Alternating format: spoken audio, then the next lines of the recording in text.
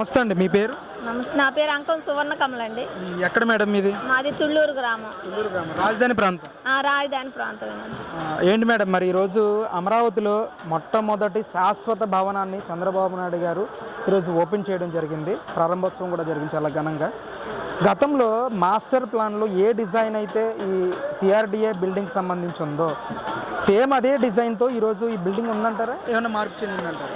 Same అండి. Master ప్లాన్లో ఎలాగున్నాయో, ఎక్కడెక్కడ ఏ సిటీస్ రావాలి, నవనగరాలు మాస్టర్ ప్లాన్ ఎలా ఉందో అలాగే ఈ సిఆర్డి ఆఫీస్, శాశ్వత సిఆర్డి ఆఫీస్ ఈరోజు మరి ప్రారంభించడం జరిగిందండి, ఓపెన్ చేయడం జరిగింది. ముఖ్యమంత్రి గారి చేతుల మీదుగా చాలా సంతోషంగా ఉందండి. రైతులుగా మా త్యాగాలు ఈరోజు ఫలించి మొదటి అడుగు పడింది శాశ్వత భవనాలకని చాలా సంతోషంగా ఉందండి. ముఖ్యమంత్రి గారి చేతుల మీదుగా అది కూడా ప్రారంభించడం చాలా సంతోషంగా ఉంది. రైతులందరం కూడా సంతోషపడుతున్నాం. బిల్డింగ్ చూసారమ్మా మీరు? లోపలికి వెళ్ళామన్నా బిల్డింగ్ చూసారా?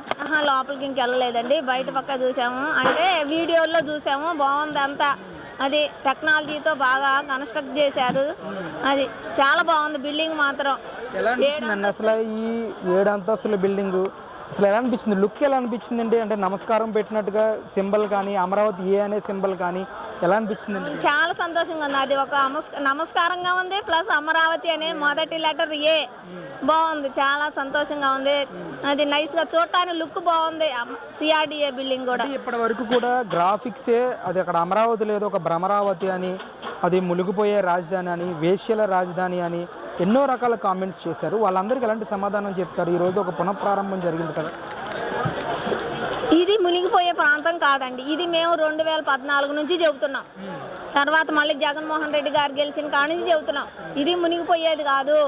మరి నేను ఇక్కడే పుట్టి పెరిగాను, నాకు 50 సంవత్సరాలు, ఇంతవరకు మునిగిపోవటం అనేది జరగల. కాకపోతే కొంచెం కొంచెం నీళ్ళు వస్తాయేమో కానీ అది అక్కడ గుంటలు తీసిన ప్రాంతంలో అమరావతిలో ఇప్పుడు 100 అడుగులు ఫీట్ తీస్తున్నారండి టవర్స్. నీళ్ళు లేకుండా ఉంటాయా? ఆ ఒక చోట నీళ్లు ఉంటే మొత్తం నీళ్లు ఉన్నాయి మునిగిపోయిందని ఎలా చెప్తారు? అది జగన్మోహన్ రెడ్డి గారు వాళ్ళ బృందం చేసే ఫేక్ ప్రచారానికి ప్రజలు ఎవరు నమ్మట్లేదండి. నమ్మట్లేదు కాబట్టి మళ్ళీ మళ్ళీ చేస్తున్నారు వాళ్ళు. నమ్మట్లేదు కాబట్టే ఈరోజు అమరావతి గత 19 నుండి 24 వరకు అమరావతిని ఎన్ని విధాలుగా నాశనం చేయాలని, రైతును కానీ ఎన్ని విధాలు చిత్రహింసలు చేయాలో, మహిళల్ని ఎన్ని విధాలు మాట్లాడాలో, కించిపరచాలో. మరి మేము పాదయాత్రలు చేసాము, మమ్మల్ని రోడ్డు ఎక్కని ఇలా పాదయాత్ర చేసే వరకు. మేము గ్రామం నుంచి ఇంకో గ్రామానికి వెళ్ళాలంటే ఆధార్ కార్డులు చూపించమన్నారు. పోలీసు ఎక్కడ చూసినా 100లో పోలీసులు. మరి పెరేడ్ గ్రౌండ్లో పోలీసులు పెరేడ్ చేస్తారు, కానీ రాజధాని గ్రామాల్లో పెరేడ్ నిర్వహించే ఘనత మరి జగన్మోహన్ రెడ్డి గారికే దక్కింది. అది ఎస్సీ రైతుల మీదే ఎస్సీ ఎస్టీ అట్రాసిటీ కేసులు పెట్టిన ఘనత కూడా జగన్మోహన్ రెడ్డి గారికే దక్కింది. కాబట్టి మేము అన్ని చూసాము, ఎన్నో హింసలు. మేము ఒక రాజధానికి అది మేము ఇవ్వాల కావాలని ప్రభుత్వం అడిగితే ప్రజల రాజధాని కోసం, ఒక రాష్ట్ర రాజధాని కోసం ఇస్తే ఇలా ఉండిద్దా అని గత 5 సంవత్సరాలు మేము అనుభవించామండి. రోడ్ల మీద తిన్న రోజులు ఉన్నాయి. మేము ఇల్లు గృహాలు వదిలేసి మరి రోడ్ల మీద మా జీవితాలు గడిచిపోయినాయండి. కుటుంబాల్లో పిల్లలు వదిలేసాము, ఒక ముసలోళ్ళు తప్ప. మరి ఫస్ట్లో వచ్చింది మగవాళ్ళే. ఎప్పుడైతే మగవారికి చాలా చిత్రహింసలు పెట్టారు, వాళ్ళు బెడ్రూమ్లోకి వెళ్ళిపోయారు, మగవాళ్ళందరిని అరెస్ట్ చేశారు, వాళ్ళు పారిపోయే రోజులు కూడా తీసుకొచ్చారు ఫస్ట్లో 1 సంవత్సరం గత. అప్పుడు మహిళలుగా లాభం లేదు, మనం పూనుకోవాలని చెప్పేసి అప్పుడు మహిళా ఉద్యమం స్టార్ట్ చేశారు. ఉద్యమాలు చేశారు. ఈ రోజు ఆఖరిగా చంద్రబాబు నాయుడు గారు కూడా అధికారంలోకి వచ్చారు. అమరావతి పనులు ఏ విధంగా జరుగుతున్నాయి? ముఖ్యంగా అమరావతికి ల్యాండ్స్ ఇచ్చిన రైతులందరూ కూడా ఈరోజు సంతోషంగా ఉన్నారా? సంతోషంగా అంటే చిన్న చిన్న సమస్యలు ఉన్నాయండి, సమస్యలకు తీరుస్తామని ముఖ్యమంత్రి గారు కూడా చెప్తున్నారు. కలిసాము. అది ఆ ప్లాట్లు మరి పొలాల్లో ఉన్న దాంట్లో ప్లాట్లు రావటం కానీ, అసైన్ రైతుల సమస్యలు కొన్ని ఉన్నాయి. అసైన్ రైతులకి ప్లాట్లు కూడా అలాగే పొలాలు ఎవరైతే ఇవ్వలేదో అక్కడ ప్లాట్లు ఇచ్చేసారు ఆ పొలాల్లో, అవి ఉన్నాయి అసైన్ రైతులకి. మరి ఇంకోటేమో ఈ గత ప్రభుత్వం సిట్టు సిఐడి అని అసైన్ రైతుల్ని మెడకు ఉరివేసినాయి అనమాట. అసైన్ రైతులకి గతంలో తీసుకొచ్చిన 41 జీవోని రద్దు చేసింది.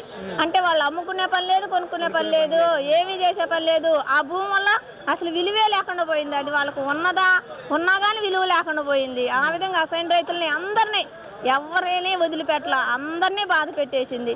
ఈరోజు మరి గవర్నమెంట్ అసైన్ అనే పదాన్ని తీసేసింది చంద్రబాబు కూటమి ప్రభుత్వం. చాలా సంతోషంగా ఉందండి. అసైన్ అయిన పదాన్ని తీసేయడమే కాదు, నేను రిక్వెస్ట్ చేస్తున్నా బాబు ముఖ్యమంత్రి గారిని, కూటమి ప్రభుత్వాన్ని కానీ, మరి ఇక్కడ నారాయణ మంత్రి గారిని కానీ, ఎమ్మెల్యే గారిని కానీ మేము రిక్వెస్ట్ చేస్తామండి. అసైన్ రైతులకి ఎన్ని సమస్యలని వెంటనే పరిష్కరించండి. ఒక అసైన్ రైతుగా కోరుకున్నా అదేవిధంగా రైతుల సమస్యలను పరిష్కరించండి. అది ప్రతి ఒక్క రైతు ఆనందంగా ఉండాలని మీరు కోరుకుంటున్నారు. ఆ ఆనందాన్ని ఈ రాజధానిలో మాది చిన్న భాగం ఉందని మరి ఆ సంతోషాన్ని కూడా మాకు కూడా మిగలాలంటే పూర్తిగా మరి సమస్యలు లేకుండా చూడాలని కూడా మేము ఈ ప్రభుత్వాన్ని రిక్వెస్ట్ చేస్తున్నాం. రౌండ్ ప్రక్షాళన. ఒక పక్క నకిలీ మద్యం లాజికల్ గా తీసుకుపోవడం కోసం సిట్ వేసాం. సిట్ అది దాని పని అది చేస్తా ఉంది. ఇంకొక పక్కన ఎక్కడికక్కడ ఈగలని వ్యవస్థ పెట్టి మొత్తం ఏజెన్సీ ఏరియాలో ఎక్కడైతే గంజాయి విపరీతంగా పండించే పరిస్థితి ఉన్నారో అక్కడే కాకుండా ప్లెయిన్ ఏరియాలో కూడా వచ్చిన మొదట్లో ఇడల్లో కూడా గంజాయి పెంచే పరిస్థితికి వచ్చారు. అంటే ఇది ఒక వాణిజ్యపరంగా లాభసాటి పంటగా తయారు చేసేశారు. అదే మరి వేరే రాష్ట్రాల నుంచి వచ్చే డ్రగ్స్ ను కూడా టోటల్ గా కంట్రోల్ చేశాం. నేను ఆ రోజు కూడా ఎన్నికల కంటే ముందు చెప్పాను, నకిలీ మద్యం ఇవన్నీ మెర్సిలెస్ గా డీల్ చేయగలుగుతాం, కానీ వ్యవస్థను ప్రక్షాళన చేయగలుగుతాం. ఆ రోజు మీరు ఒక్కసారి చూస్తే అన్నీ కూడా వీళ్ళ ఓన్ బ్రాండ్స్ ఏ ఉన్నాయి తప్ప national international brands Andhra Pradesh live. వీళ్ళ ఓన్ బ్రాండ్స్. ఆ ఓన్ బ్రాండ్స్ నే ఇక్కడ ప్రమోట్ చేసి ఏ బ్రాండ్ కావాలనో ఆ బ్రాండ్ అమ్మే పరిస్థితి వచ్చి దాన్ని లీగలైజ్ చేశారు. వ్యవస్థని షాపులు లీగలైజ్ చేశారు. ఇంకొక పక్కన ట్రాన్స్పోర్ట్ వీళ్ళ ఓన్ మనుషులు పెట్టుకొని వీళ్ళ ఓన్ మనుషులతో అమ్మించే పరిస్థితికి వచ్చారు. ఇంకొక పక్క దీనికి ఒక జవాబుదారీతనం లేకుండా అన్ని డిస్టరీస్ని హ్యాండ్ ఓవర్ చేసుకున్నారు. బలవంతంగా హ్యాండ్ ఓవర్ చేసుకునే పరిస్థితికి వచ్చారు. అంటే ఒక ఇల్లీగల్ నేర సామ్రాజ్యాన్ని క్రియేట్ చేసి అమ్మే పరిస్థితికి వచ్చారు. అది ఇవన్నీ చేసిన తర్వాత మేము వచ్చిన తర్వాత సిట్ వేసాం. సిట్ దాని పని అది చేస్తా ఉంది. మొలకల చెరువు వచ్చిన సంఘటన ఫస్ట్ బయట పెట్టింది మా వాళ్ళు లీడ్ తీసుకొని చేశారు. కానీ మూలాలకు పోతే కొన్ని షాకింగ్ వార్తలు కూడా వస్తున్నాయి. ఆ షాకింగ్ వార్తలు ఇప్పుడే నేను చెప్పను మీకు. ఇవన్నీ వాస్తవాలు బయట రావాలి. దీన్ని అంత ఈజీగా వదిలిపెట్టను. ఇవి చూసిన తర్వాత నాకు అనిపించింది దీన్ని ఒక సిట్ వేసి టోటల్గా ప్రక్షాళన చేయడానికి ముందుకు పోవాల్సిన అవసరం ఉంది. అందుకే GVG Ashok Kumar IPS IGP Eluru range, Rahul Dev Sharma IPS director enforcement provision and excise, K Chakravarthi IPS SP CID, Mallika Garg IPS ఇప్పుడు టెక్నికల్ మెంబర్గా ఉంది. అదే మరి ఆర్టీజీఎస్ కూడా పనిచేస్తుంది ఆవిడ్ని.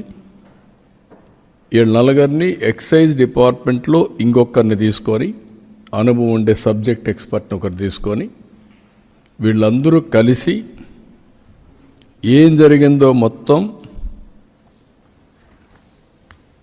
ప్రక్షాళన చేసే దిశగా తిరిగి ఎలాంటి నేరాలు చేయాలంటే వణుకు పుట్టేట్టుగా చేస్తాం.